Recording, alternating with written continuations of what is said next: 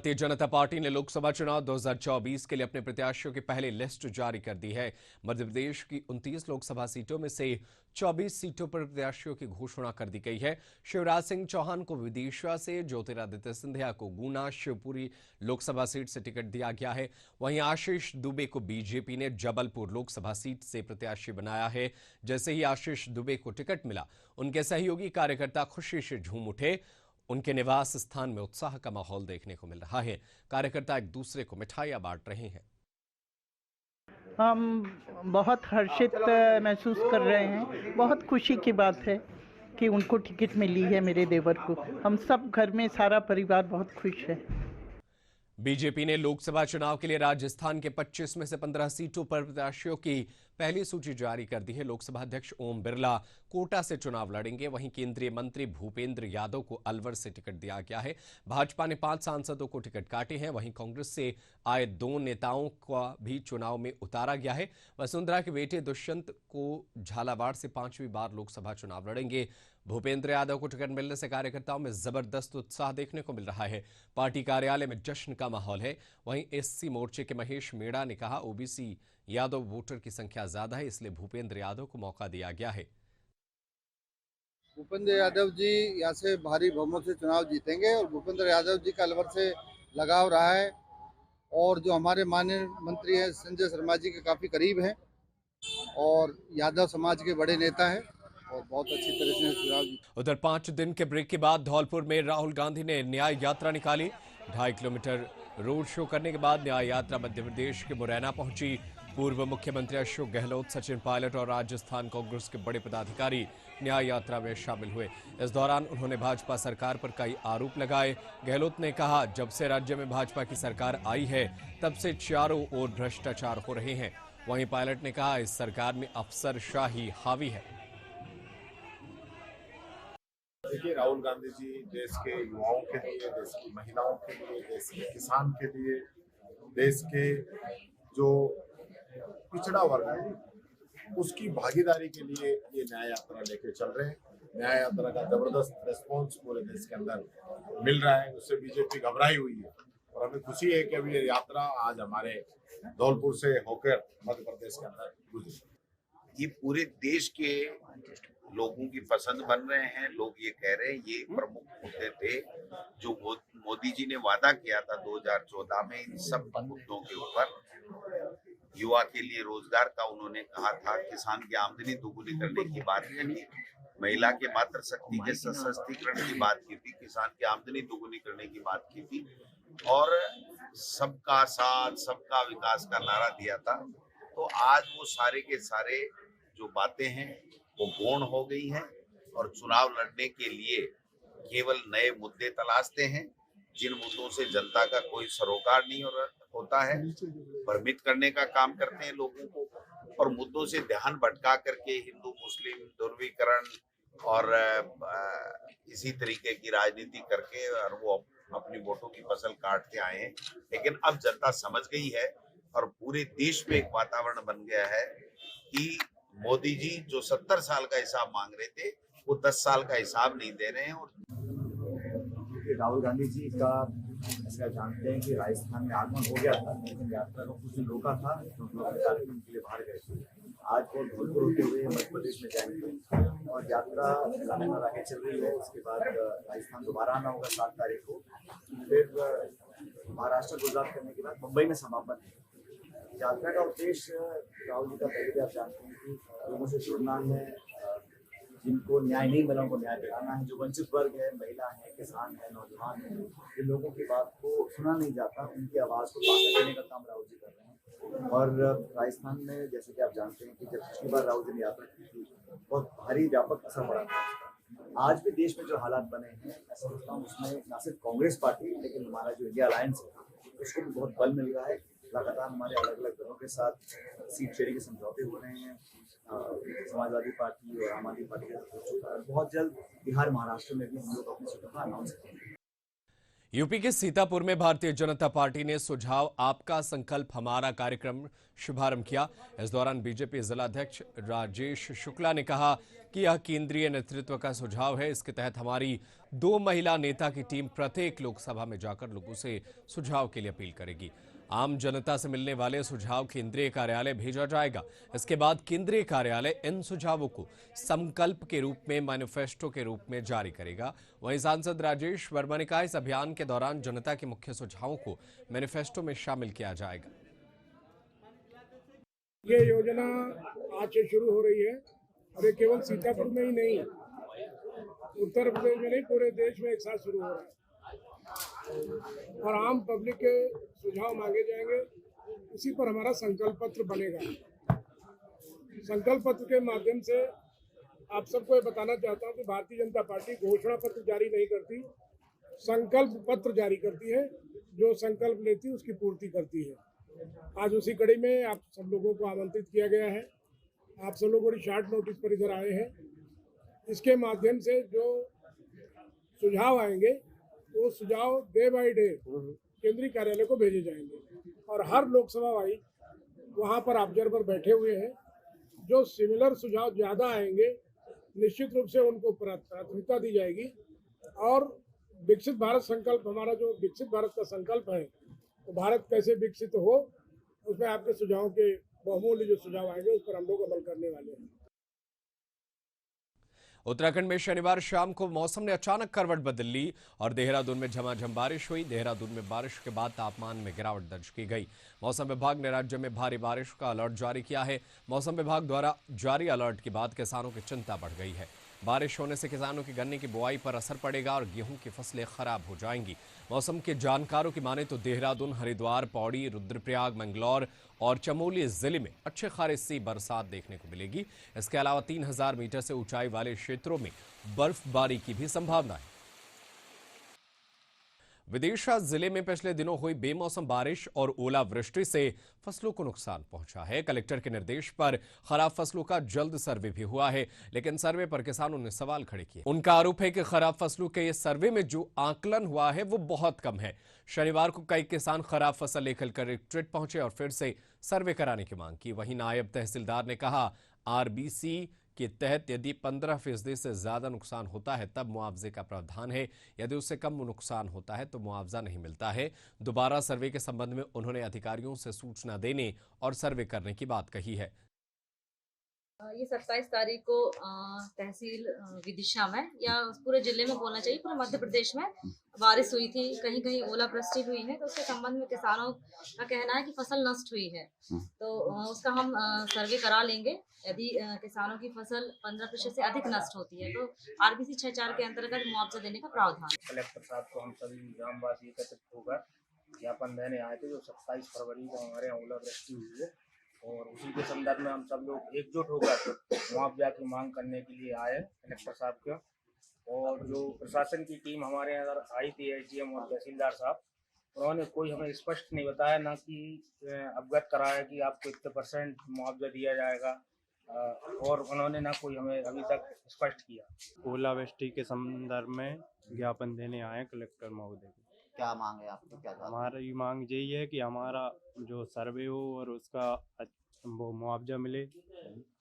उस दिन हमारे इधर तहसीलदार साहब नाम एसडीएम साहब आए थे, उन्होंने मौका मुआवजा किया, लेकिन कुछ कह के नहीं गए किसानों के लिए, ना उन्होंने कुछ बताया कि कितना नुकसान हुआ है कितना नहीं, और बस आए और देख के चले गए। मध्य प्रदेश में एक भीषण सड़क हादसे की खबर सामने आ रही है। भीतरवार के आदमपुर की पुलिया के पास सवारी से भरी वाहन ने गाड़ी को बचाने के चक्कर में खाई में जाकर पलट गई। हादसे में गाड़ी चालक जितेंद्र कुशवाहा की मौत हो गई है। वहीं वाहन में सवार आधा दर्जन से अधिक यात्री घायल हो गए, जिन्हें इलाज के लिए अस्पताल में रेफर किया गया है। और उत्तराखंड के मुख्यमंत्री पुष्कर सिंह धामी ने मुख्यमंत्री आवास में कारागार प्रशासन एवं सुधार सेवा विभाग के अंतर्गत लोक सेवा आयोग से चयनित 27 डिप्टी जेलरों और 285 बंदी रक्षकों को नियुक्ति पत्र वितरित किया। सीएम धामी ने नियुक्ति अभ्यर्थियों को शुभकामनाएं दी। उन्होंने कहा, आज का दिन आप सभी के लिए काफी खुशी का दिन है, क्योंकि कड़ी मेहनत व परिश्रम के बाद आप इस मुकाम पर पहुंचे हैं। उन्होंने कहा, पहले दिन से ही अपने लिए नियम निर्धारित कर लें कि आपको पद के अनुरूप जो जिम्मेदारी दी जाएगी उसका निर्वहन आप पूर्ण जिम्मेदारी से करेंगे।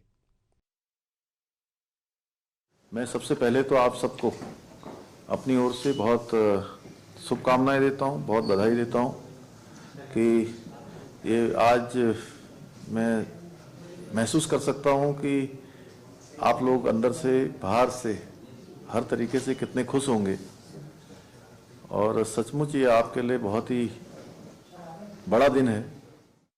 मुख्यमंत्री पुष्कर सिंह धामी ने मुख्यमंत्री आवास में समाज कल्याण विभाग के अंतर्गत दी जाने वाली वृद्धावस्था, विधवा और दिव्यांग पेंशन का डीबीटी के माध्यम से हस्तांतरण किया। इस दौरान मुख्यमंत्री ने 8,36,603 लाभार्थियों को 125 करोड़ रुपए की राशि भेजी। वहीं मुख्यमंत्री ने कहा कि अभी तक विभाग की सभी पेंशन हर तीसरे महीने जारी की जाती थी। कई बार बजट नहीं होने के चलते इससे ज्यादा समय भी लग जाता है। इससे पेंशनरों को दिक्कतें होती थी। अब विभाग ने पेंशन हर महीने जारी करने की व्यवस्था कर दी है। और आप सब जानते हैं कि समाज कल्याण विभाग के द्वारा जो ये पेंशन योजना चलाई जा रही है, इस योजना को बहुत सरल बनाने का हमने प्रयास किया है और इसकी धनराशि भी हमने बढ़ाई। शायद आपको ध्यान होगा कि पहले ये धनराशि 1200 की होती थी, इसको 1500 किया और 1500 में भी परिवार में हमारे अगर 2 दंपत्ति होते थे तो 2 बुजुर्ग दंपत्तियों में से एक को ही जो है इस पेंशन का लाभ मिल पाता था। और मैंने जब ये जिम्मेदारी संभाली, मुख्य सेवक के रूप में मैंने काम करना प्रारंभ किया, तब से ही मुझे लगता था कि हमारे परिवार में, घर में अगर 2 बुजुर्ग दंपत्ति हैं तो उस पेंशन के लिए उनका आपस में झगड़ा नहीं होना चाहिए, आपस में उनका प्रेम बना रहना चाहिए और दोनों को ही पेंशन का लाभ मिलना चाहिए। उत्तराखंड के बजट सत्र ने पूरे देश में चर्चा बटोरी है। धामी सरकार ने राज्य की जनता को कई सौगात दिए हैं। वहीं विपक्ष ने ढेर सारे मुद्दों पर भाजपा सरकार को घेरने का प्रयास किया। विपक्ष ने नाबालिग लड़की की मौत को लेकर जमकर हंगामा किया, जिसको लेकर कांग्रेस के प्रदेश महामंत्री नवीन जोशी ने कहा कि भाजपा के मंत्रियों से जब सवाल पूछे गए तो उनकी बोलती बंद हो गई। विपक्ष ने जब पर्यटन मंत्री से जवाब पूछा तो उनके बचाव में वित्त मंत्री प्रेमचंद्र अग्रवाल को आना पड़ा, लेकिन आंकड़े और हमारे सवाल का जवाब भी उनके पास नहीं था। कांग्रेस नेता ने आगे कहा कि उत्तराखंड में ऐसे भी मंत्री हैं जिनको अपने विभाग के बारे में जानकारी नहीं है। ऐसे नेता अगर सरकार में रहेंगे तो राज्य का भला कैसे होगा। जब सदन के अंदर विभागीय मंत्री से विपक्ष सवाल पूछता है तो मंत्रियों के पास कोई जवाब नहीं होता है, दूसरे मंत्रियों को उनके बचाव के लिए आगे आना पड़ता है। जब पर्यटन मंत्री से पूछा गया उनके विभाग के बारे में, हमारे नेता यशपाल आर्य जी ने जब पूछा तो वो बगले झांकने लगे। धन सिंह रावत जी से जब पूछा गया तो वो भी जवाब नहीं दे पाए। तो ये किस प्रकार के मंत्री प्रदेश के अंदर बनाए हैं, जिनको अपने विभाग के बारे में मालूम नहीं है, जिनको अपनी योजनाओं के बारे में नहीं मालूम है, जिनको अपनी सरकार के बारे में नहीं मालूम है, क्या हमारा योजना रहेगी आगे। तो ये बड़ी दुर्भाग्यपूर्ण घटना है। अगर इस प्रकार के मंत्री राज्य में बनाए जाएंगे तो निश्चित तौर पे राज्य का विकास तो बिल्कुल नहीं होगा। आगामी लोकसभा चुनाव की तैयारियों में जुटी कांग्रेस लगातार प्रदेश में प्रचार प्रसार कर रही है। इसी क्रम में दिल्ली में रविवार को स्क्रीन कमेटी की बैठक आयोजित की जाएगी। इस बैठक में ये कयास लगाया जा रहा है कि कांग्रेस चुनाव लड़ने वाले दावेदारों पर मंथन करना बंद कर प्रदेश के 5 लोकसभा सीट पर उम्मीदवारों की घोषणा कर सकती है। देखिए चुनाव हमेशा महत्वपूर्ण होते हैं और कांग्रेस पार्टी लोकसभा चुनाव के लिए पूरी तैयारी में है और हमारे यहाँ कल स्क्रीनिंग की बैठक है। उसके बाद प्रत्याशी चयन की प्रक्रिया अंतिम स्तर पर पहुंचेगी और जिन लोगों को भी पार्टी चुनाव देगी, सब पूरा संगठन मिलजुल कर जोर शोर से चुनाव लड़ेगा। छत्तीसगढ़ में धान का समर्थन मूल्य 3100 रुपए देने को लेकर कांग्रेस संचार प्रमुख सुशील आनंद शुक्ला का बयान सामने आया है। उन्होंने कहा कि भाजपा मजबूरी में समर्थन मूल्य देने के लिए तैयार हुई है। किसानों को उनके फसल की भरपूर कीमत मिले, यही लक्ष्य कांग्रेस पार्टी का रहा है। इसलिए कांग्रेस की सरकार ने 2600-400 रुपए समर्थन मूल्य दिया था और भाजपा ने सत्ता में आने के लिए 3100 रुपए देने की बात कही थी। उन्होंने यह भी वादा किया था कि धान की एक मुश्त उसी ग्राम पंचायत काउंटर बनाकर दिया जाएगा और अब उनको काउंटर बनाकर एक मुश्त राशि देनी चाहिए। वहीं जो 2 सालों के बोनस वादा किया था वो अभी भी पूरे किसानों को नहीं मिला है।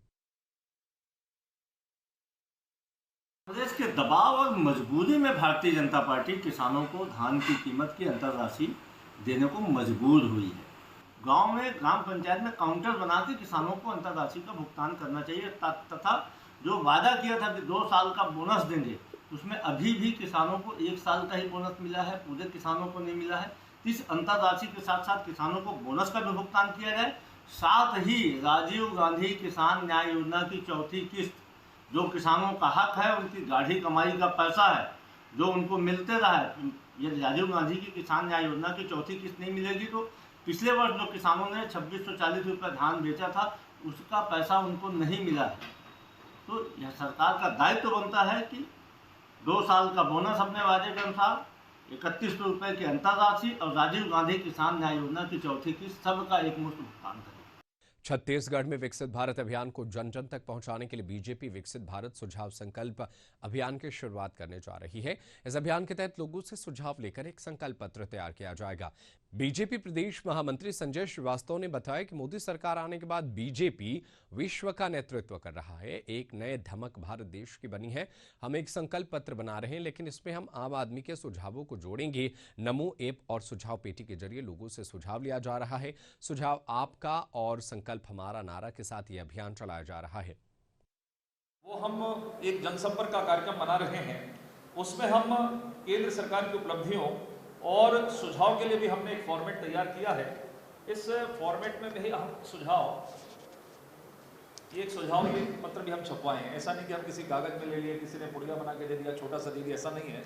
ये एक सुझाव आपका संकल्प हमारा, ऐसा हमने छपवा कर भी लोगों के बीच में हम लेकर जाएंगे। इसमें सुझाव देखने का है, उनका नाम है, मोबाइल नंबर है, पता है, पिन कोड है। अर्थात कोई बेहतर सुझाव होता है तो किस व्यक्ति ने दिया, उसका क्या मोबाइल नंबर है। हो सकता है आने वाले समय में इसके लिए भी कार्यक्रम बने कि अच्छे सुझाव जो सम्मिलित हो गए तो उनको सम्मान का कार्यक्रम भी इसमें किया जाएगा। जोगी कांग्रेस ने पीएचई विभाग को निशाना बनाया और जल जीवन मिशन में काम कर रहे ठेकेदारों को घेरा। जोगी कांग्रेस का आरोप है कि 2022 में पीएचई विभाग ने संजय अग्रवाल नाम के ठेकेदार को 22 करोड़ रुपए का डोंगरगढ़ चौकी मोहल्ला में काम दिया था, लेकिन अभी तक उस काम को ठेकेदार ने पूरा नहीं किया। इस मामले को लेकर जोगी कांग्रेस ने पीएचई विभाग के एग्जीक्यूटिव इंजीनियर को ठेकेदार पर कड़ी कार्रवाई करने की मांग की है, जिसके बाद एग्जीक्यूटिव इंजीनियर ने कहा कि जोगी कांग्रेस के नेताओं का आरोप झूठा है। जो ठेकेदार काम नहीं कर रहे हैं उनके लिए समिति बनी है। कलेक्टर ऐसे ठेकेदारों पर कड़ी नजर रखते हैं और काम नहीं करने वालों के खिलाफ कड़ी कार्रवाई करते हैं। जितना काम किया उतना पैसा मिला है, लेकिन मैं बोल रहा हूँ पैसा तो मिल चुका उसको, लेकिन मेरा बात है, आज आम जनता परेशान है पानी के लिए। 9 माह की अवधि थी उसकी, 9 माह की अवधि में उसको पूरा करना था काम। 2 साल बाद मतलब 15 माह एक्स्ट्रा होने के बाद में उसने काम को पूरा नहीं किया, और काम पूरा नहीं, 20% भी काम पूरा नहीं किया है। ये दुर्भाग्य की बात है, इसको मैं बताना चाह रहा हूँ। 20% भी काम पूरा नहीं किया है और पैसा ले चुका है, वो पैसा निकल चुका है उसके। बहुत सी जगह ऐसा होता है कि ठेकेदार काम देता है, कुछ अपना समय से काम करते हैं, कुछ के काम में डिले होता है और कुछ का लेट होता है, कई तो शुरू भी नहीं किए रहते ऐसा। तो इस संबंध में जो जल मिशन का काम है उसके लिए एक पूरे ज़िले में समिति बनी हुई है, जिला जल स्वच्छता समिति। इसके अध्यक्ष कलेक्टर महोदय होते हैं, उनके अध्यक्षता में और पूरे जिले लेवल के सभी अधिकारी हैं, उनके समक्ष सभी डिसीजन होता है। बैठक में सब चीज़ के बारे में डिसीजन होता है।